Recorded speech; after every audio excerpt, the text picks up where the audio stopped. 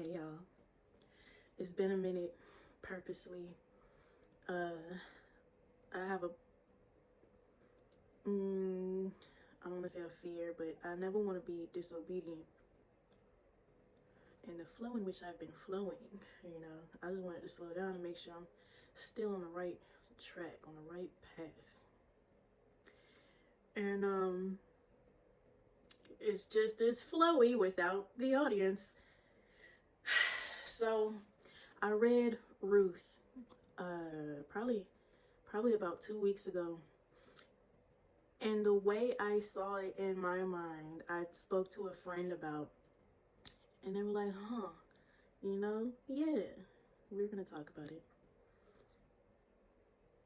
And I've just been letting it sit on my mind and on my heart, and I've been talking to God about different things, just kind of letting that sit there, not really talking to God about it, but allowing Him to talk to me about it.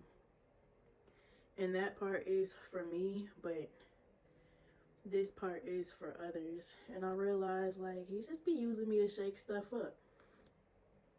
And I'm okay with that.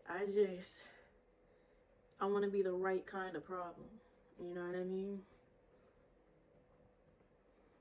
So, there you go.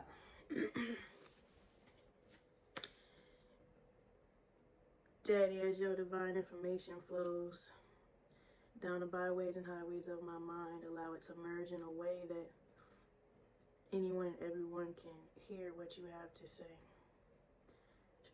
see what you are shedding light on, in a way that they can implement it in their own lives with their own understanding in you. So be it. So, in my King James introduction, the author is unknown, the date written is uncertain. This is over a 12-year span during the time of Judges. The book is named after the principal figure, Ruth. Her biography is outlined in the story. The setting for the book of Ruth begins in the country of Moab, a region northeast of the Dead Sea, but then moves to Bethlehem, a true account that takes place during the dismal days of failure and rebellion of the Israelites, called the period of Judges. Now, I didn't read this before I read Ruth. And so the way I thought the things that I thought make sense. And that's how God verifies me.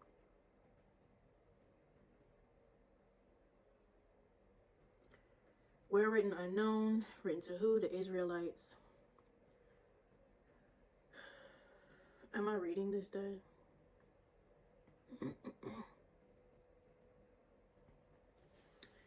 The theme, genuine love at times may require uncompromising sacrifice.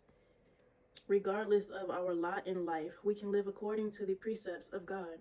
Genuine love and kindness will be rewarded. God abundantly blesses those who seek to live obedient lives. Obedient living does not allow for accidents in the eternal plan of God. God extends mercy to the merciful. And that makes even more sense. So, Ruth, I don't know her life growing up into the Ruth she is in these days, but she seems like one of those good-hearted people that might not understand the ways of this world, but is always willing to help and wants to do the right thing. And these people, Elimelech, Naomi's husband, Naomi,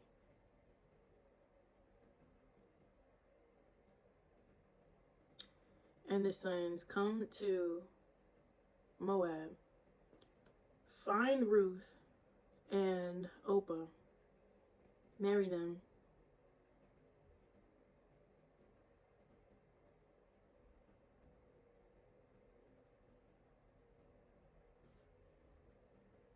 just read.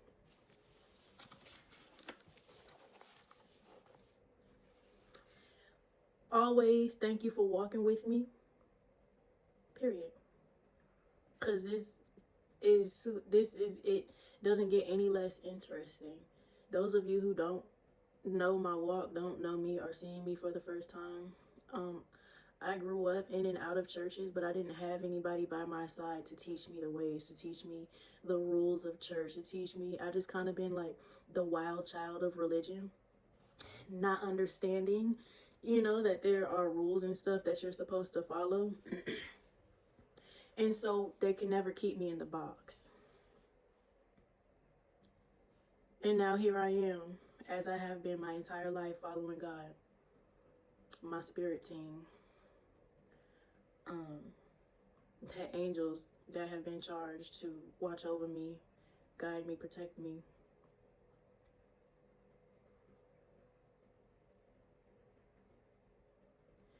Spiritual orphan. Maybe Ruth was a spiritual orphan. Ruth, chapter 1. Elimelech and his 2 sons die. But now it came to pass in the days when the judges ruled, and that there was a famine in the land, and a certain man of Bethlehem, Judah, went to sojourn in the country of Moab, he and his wife and his 2 sons. I'm gonna pause right here because I never meant to read King James. I don't really like to read out of King James. I'm reading the NIV. Patience with me. Unrefined. Yes, I am. In the days when the judges ruled, there was a famine in the land. And a man from Bethlehem in Judah, together with his wife and 2 sons, went to live for a while in the country of Moab. The man's name was Elimelech, his wife's name Naomi, and his 2 sons were Mahlon and Chilion. They were Ephrathites from Bethlehem, Judah, and they went to Moab and lived there. Now Elimelech, Naomi's husband, died, and she was left with her 2 sons. They married Moabite women, one named Orpah. Sorry, I called her Orpah. And the other Ruth. After they had lived there about 10 years, both Mahlon and Chilion also died, and Naomi was left without her 2 sons and her husband. Pause.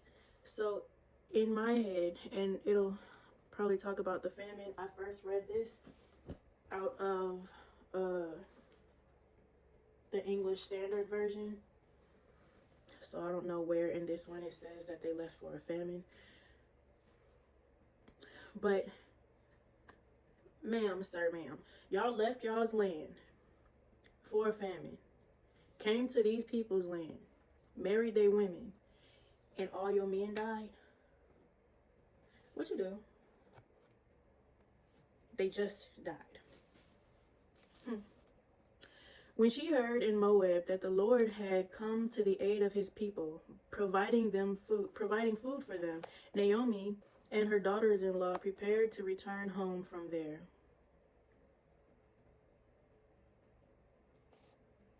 With her 2 daughters-in-law, she left the place where she had been living and set out on the road that would take them back to the land of Judah. Then Naomi said to her 2 daughters-in-law, "Go back, each of you, to your mother's home. May the Lord show kindness to you, as you have shown to your dead and to me. May the Lord grant that each of you will find rest in the home of another husband." Then she kissed them, and they wept aloud and said to her, "We will go back with you and to your people." But Naomi said, "Return home, my daughters. Why would you come with me? Am I going to have any more sons who could become your husbands? Return home, my daughters. I am too old to have another husband, even if I thought there was still hope for me. Even if I had a husband tonight and then gave birth to sons, would you wait until they grew up? Would you remain unmarried for them? No, my daughters, it is more bitter for me than for you, because the Lord's hand has gone out against me." At this they wept again. Then Orpah kissed her mother-in-law goodbye, but Ruth clung to her. "Look," said Naomi, "your sister-in-law is going back to her people and her gods. Go back with her." Ruth replied, "Don't urge me to leave you or turn back from you. Where you go, I will go, and where you stay, I will stay. Your people will be my people, your God, my God. Where you die, I will die, and there I will be buried. May the Lord deal with me, be it ever so severely, if anything but death separates you and me."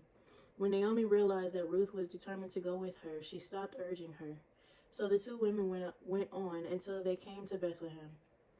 When they arrived in Bethlehem, the whole town was stirred because of them. And the women exclaimed, "Can this be Naomi?" "Don't call me Naomi," she told them. "Call me Mara, because the Almighty has made my life very bitter.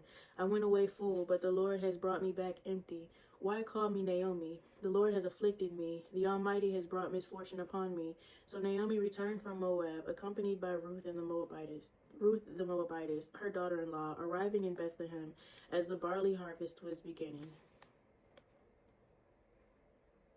So actually, in the day when the judges ruled, there was a famine in the land. Right. And amen. So they left for a famine. My brain doing that thing that it does when it's moving too fast. Okay. The men died off. Naomi is now going to leave these two girls, because what's she going to do with them? And that would be wicked to just drag her along to be her servants or whatever. Because you are a people of God. Of the Most High God. So you know better. But I don't know what happened that all the men of your family was taken from you. Okay. When she heard in Moab that the Lord had come to the aid of his people by providing food for them. So now the famine is over in your homeland. So you're going to run back home. You was going to skip the famine? Okay. Woo! And then the one sister, she was I ain't gonna say, if it was smart or unsmart idea to leave, but she got up out of that. Ruth stayed. What did she know? She knew nothing. I'm not sure what she left, how she left, what was her, her family life and whatnot. But she was loyal to this lady that she ain't know coming from, wherever she had came from. I'm gonna just come with you and start living your life. But this is how God pulls in his people, his children. The ones that grew up in different ways. But your heart is not like them. Your heart is more close to the Almighty God, and you don't even know.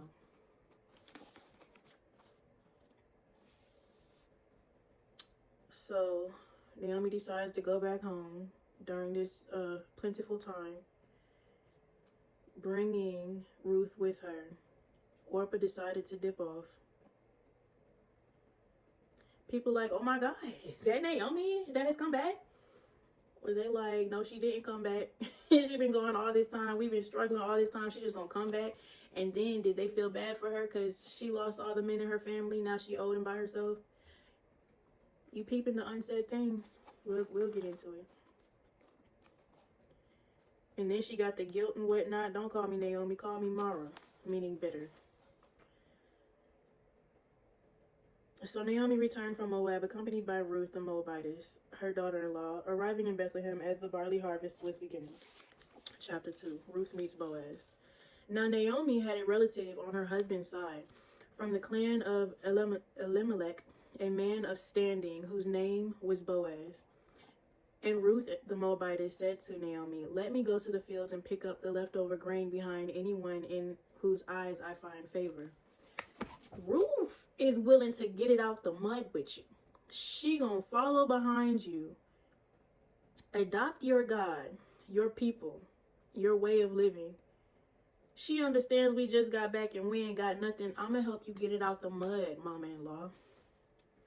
Let me see who finds favor. Finds whose eyes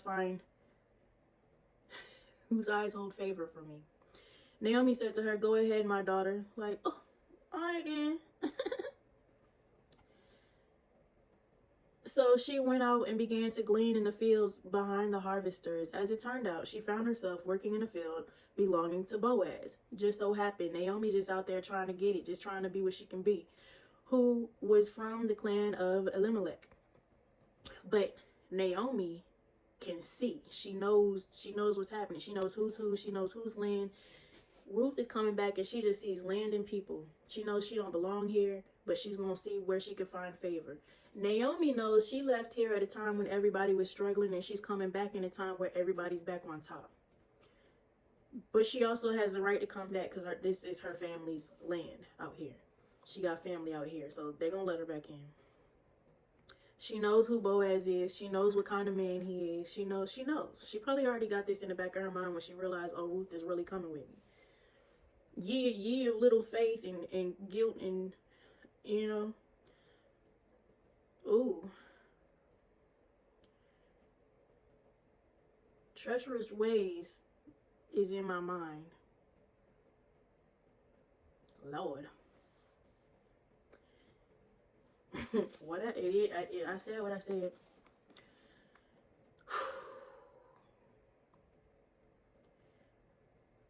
Naomi said to her, "Go ahead, my daughter." So she went out and began to glean in the fields behind the harvesters. As it turned out, she found herself working in the field belonging to Boaz, who was from the clan of Elimelech. Just then Boaz arrived from Bethlehem and greeted the harvesters. "The Lord be with you. The Lord bless you," they called back. Boaz asked the foreman of his harvesters, "Whose young woman is that?" The foreman replied, "She is the Moabitess who came back from Moab with Naomi. She said, 'Please let me glean and gather among the sheaves behind the harvesters.' She went into the field and has worked steadily from morning till now, except for a short rest in the shelter." Okay, so Boaz might not be looking at her any kind of way, but he knows it's a new thing in the field, and she a hard worker. But we don't know, what that's about. So Boaz said to Ruth, "My daughter, listen to me. Don't go and glean in another field, and don't go away from here. Stay here with my servant girls. Watch the field where the men are harvesting and follow along after the girls. I have told the men not to touch you," so he's covering her. "And whenever you are thirsty, go and get a drink from the water jars the men have filled. Also, Naomi is his people." I don't know what he knows about her, but before you get offended about how I'm reading this story, how I'm reading into this story, you hear me? Because real life, okay? At this, she bowed down with her face to the ground, humble. She exclaimed, "Why have I found such favor in your eyes that you noticed me, a foreigner?" Boaz replied, "I've been told all about what you have done for your mother-in-law since the death of your husband, how you left your father and mother and your homeland and came to live with a people you did not know before." So she was really just honoring this lady that she don't even know like that. "May the Lord repay you for what you have done. May you be richly rewarded by the Lord, the God of Israel, under whose wings you have come to take refuge." "May I continue to find favor in your eyes, my lord," she said. "You have given me comfort and have spoken kindly to your servant, though I do not have the standing of one of your servant girls." At mealtime, Boaz said to her, "Come over here, have some bread and dip it in the wine vinegar." When she sat down with the harvesters, he offered her some roast grain. She ate all she wanted and had some left over. As she got up to glean, Boaz gave orders to his men, "Even if she gathers among the sheaves, don't embarrass her. Rather, pull out some stalks for her from the bundles and leave them for her to pick up, and do not rebuke her." Covered. So Ruth gleaned in the field until evening. Then she threshed the barley she gathered, and it amounted to about an ephah. I don't know what that means. She carried it back to town. I assume it's pretty good, especially for free. She carried it back to town, and her mother-in-law saw how much she had gathered. Ruth also brought out and gave her what she had left over after she had eaten enough. Taking care of her mother-in-law. Her mother-in-law asked her, "Where did you glean today? Where did you work? Blessed be the man who took notice of you." Then Ruth told her mother-in-law about the one at whose place she had been working. "The name of the man I worked with today was Boaz," she said. "The Lord bless him," Naomi said to her daughter-in-law. "He has not stopped showing his kindness to the living and the dead," she added. "That man is our close relative. He is one of our kinsmen redeemers." Light bulbs going off in her head. Then Ruth, the Moabitess, said, he even said to me, "Stay with my workers until they finish harvesting all my grain." Naomi said to Ruth, her daughter-in-law, "It would be good for you, my daughter, to go with his girls, because in someone else's field you might be harmed." She knows some things. So Ruth stayed close to the servant girls of Boaz to glean until the barley and wheat harvests were finished, and she lived with her mother-in-law.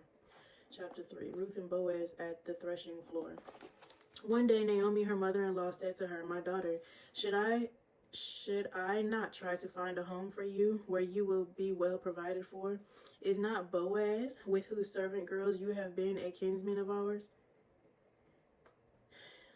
Tonight he will be winnowing barley on the threshing floor. Wash and perfume yourself and put on your best clothes. Then go down to the threshing floor, but don't let him know you are there until he has finished eating and drinking.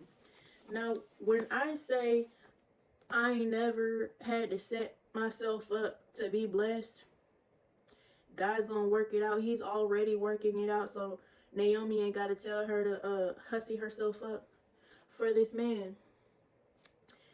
This might have moved things along a little faster, but like, God got it. See what I'm saying?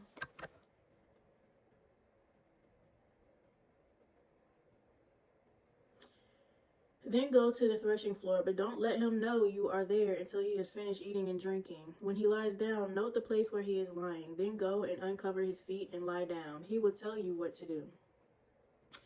I will do whatever you say, Ruth answered. So she went down to the threshing floor and did everything her mother-in-law told her to.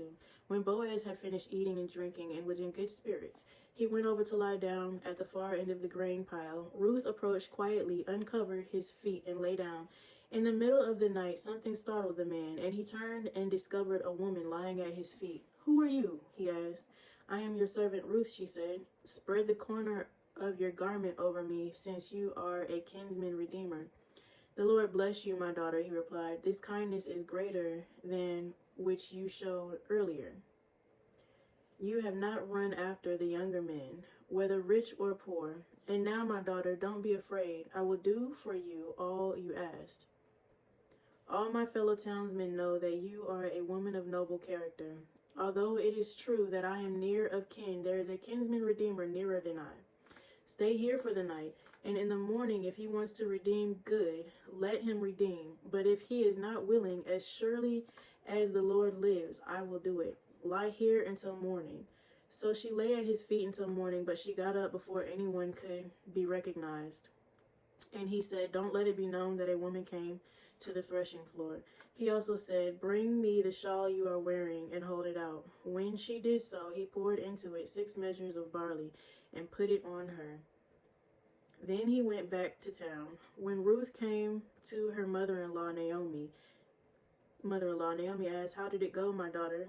Then she told her everything Boaz had done for her and added, "He gave me these 6 measures of barley, saying, 'Don't go back to your mother-in-law empty-handed.'" Then Naomi said, "Wait, my daughter, until you find out what happens. For the man will not rest until the matter is settled today." Boaz marries Ruth, chapter 4. Meanwhile, Boaz went up to the town gate and sat there. When the kinsman redeemer he had mentioned came along, Boaz said, "Come over here, my friend, and sit down." So he went over and sat down. Boaz took 10 of the elders of the town and said, "Sit here," and they did so. Then he said to the kinsman redeemer, "Naomi, who has come back from Moab, is selling the piece of land that belonged to our brother Elimelech. I thought I should bring the matter to your attention and suggest that you buy it in the presence of these seated here and in the presence of the elders of my people.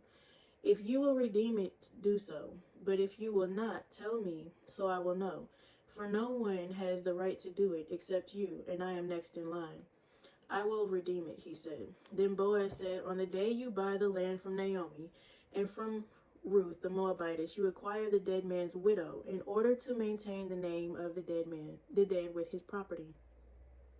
At this, the kinsman redeemer said, "Then I cannot redeem it, because I might endanger my own estate. You redeem it yourself. I cannot do it." I don't know what all goes into that.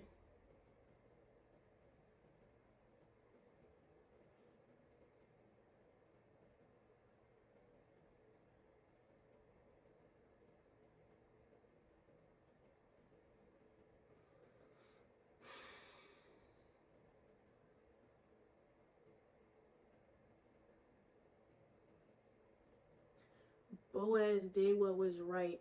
He didn't sneak, he didn't cheat, he didn't steal, he did it the upright way. Did Naomi not know Boaz was not the next one in line? to be a redeemer.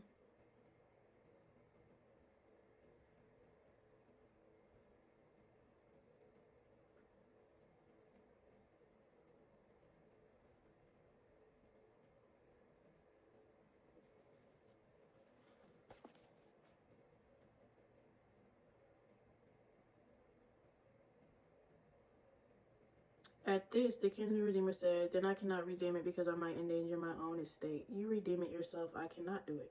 Now, in earlier times in Israel, for the redemption and transfer of property to become final, one party took off his sandal and gave it to the other. This was the method of legalizing transactions in Israel.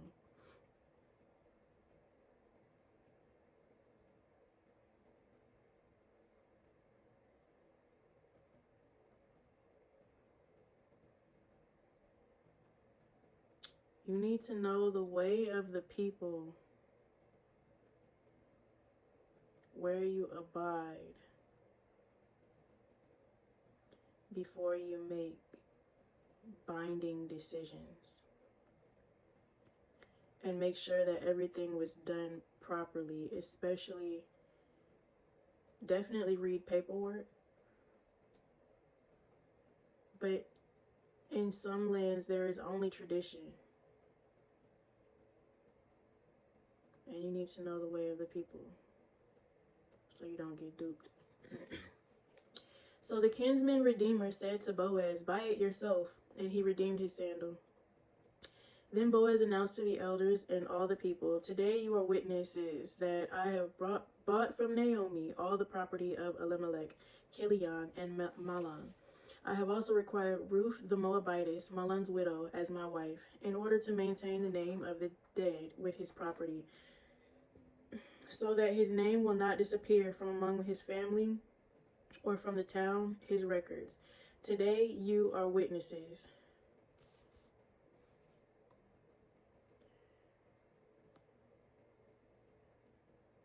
So in the beginning, I was saying, why did all the men die? And now we're holding on to tradition to keep that man's name alive.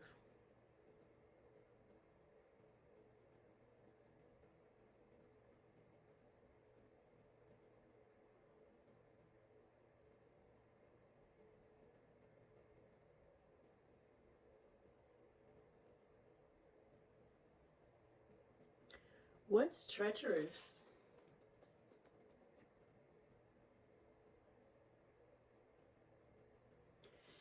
Because how I can see it is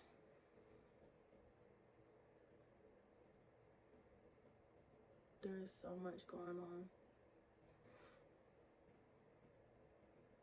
on.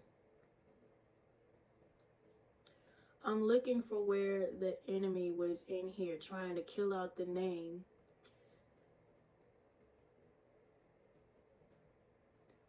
Name and bloodline.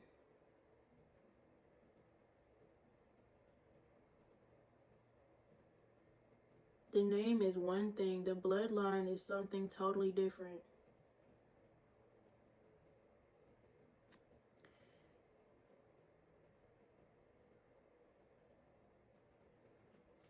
I feel like there's something I'm not aware of in like a worldly manner as far as land and names and owning and whatnot.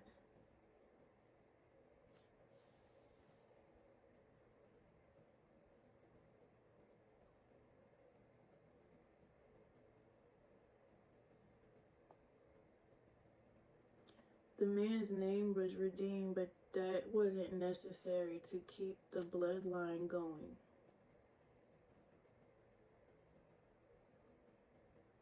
Period.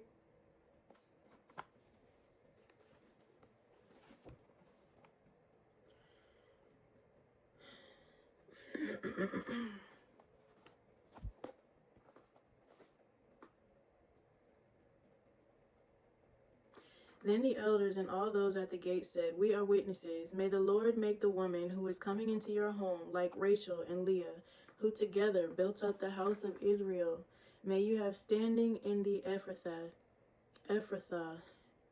and be famous in Bethlehem through the offspring of the Lord. Through the offspring the Lord gives you by this young woman, may your family be like that of Perez, whom Tamar bore to Judah.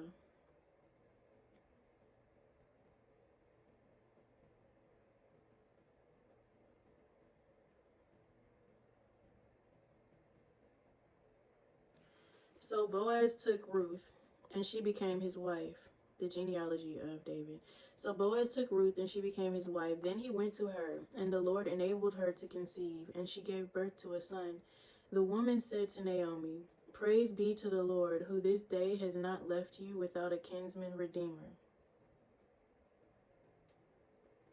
May he become famous throughout Israel.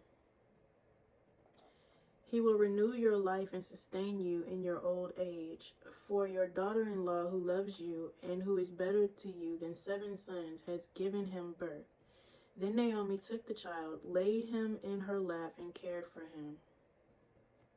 The woman living there said, "Naomi has a son," and they named the son Obed. He was the father of Jesse, the father of David. This then is the family line of Perez. Perez was the father of Hezron, Hezron the father of Ram, Ram the father of Amminadab, Amminadab the father of Nahshon, Nahshon the father of Salmon, Salmon the father of Boaz, Boaz the father of Obed, Obed the father of Jesse, and Jesse the father of David.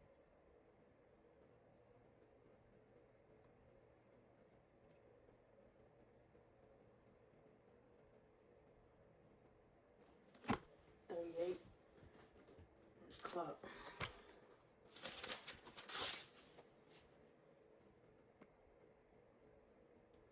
Kinsman redeemer, ancestor.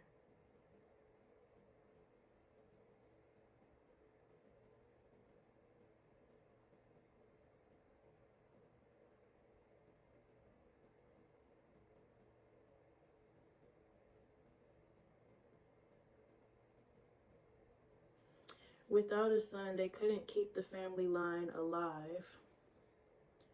So having a son is important to keep the name, because the woman has to take the name.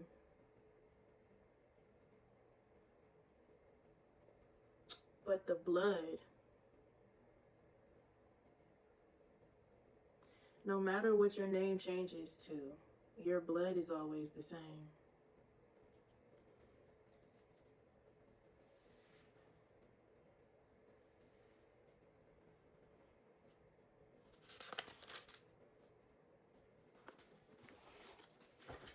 Boaz was an upstanding man, and Ruth was an upstanding woman.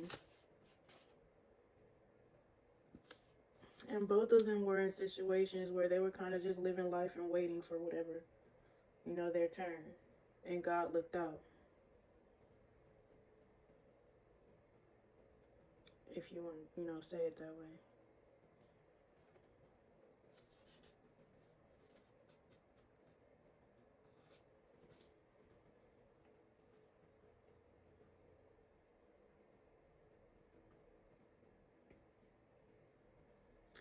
NIV reads a little different than the English Standard Version, which is what I read the first time around. The way it's worded spoke to me a little differently. The NIV gives it a little more flowers and sunshine. But I still hear manipulation, and I don't know what I don't know. Why did all your men die off? Is that okay that you just left for the famine and came back?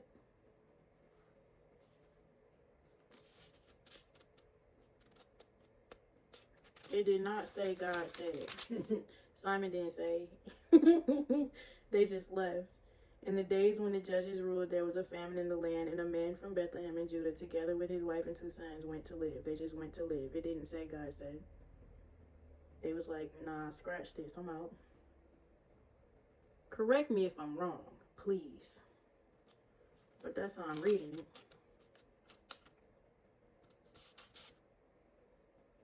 And so Naomi's like, God don't favor me no more. She took all my men. I said she.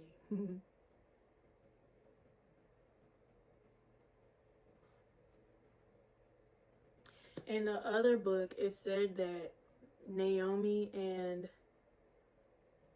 Elimelech didn't want their Jewish sons to marry the Moabite women, but they were there for 10 years. And so they just went ahead and let them.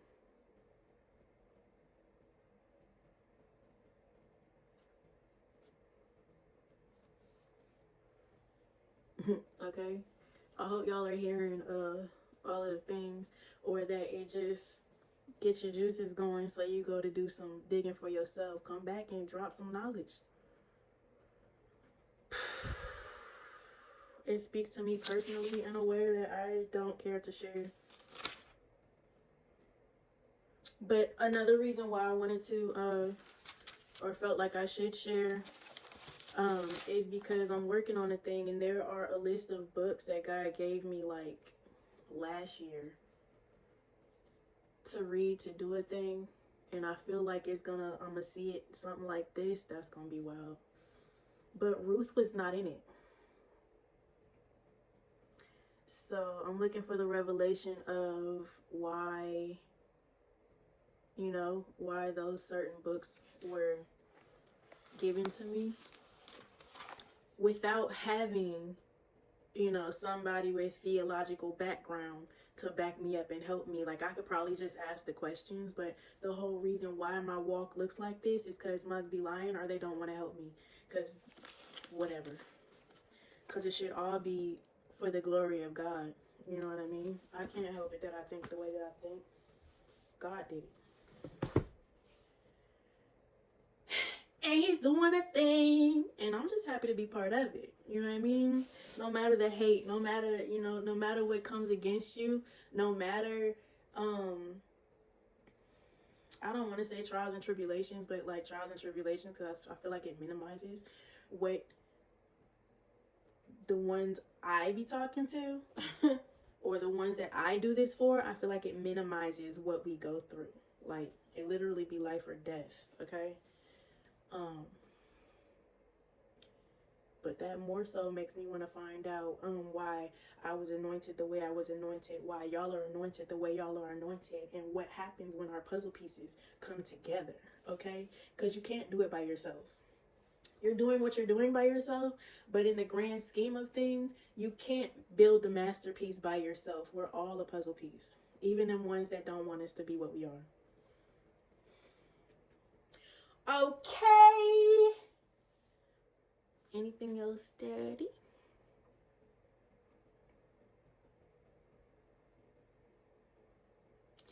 I'm not done with Canadian Oceans. He's still showing me so much.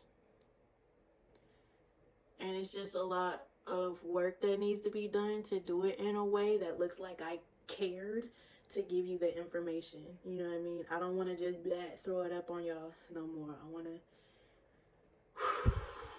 There'll be a lot going on. And so I don't want to just do it to be doing it anymore, just to get it out. I want more structure. The time is coming.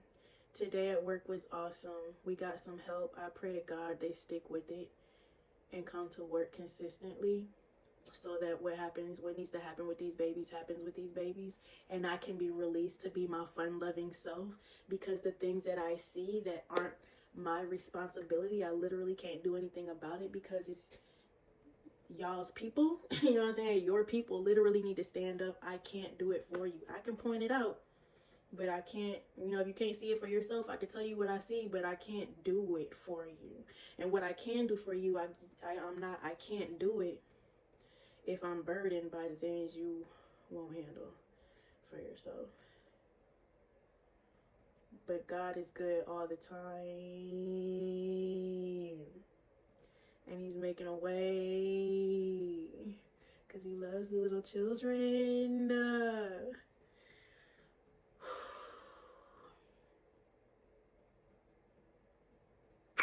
I love y'all purely.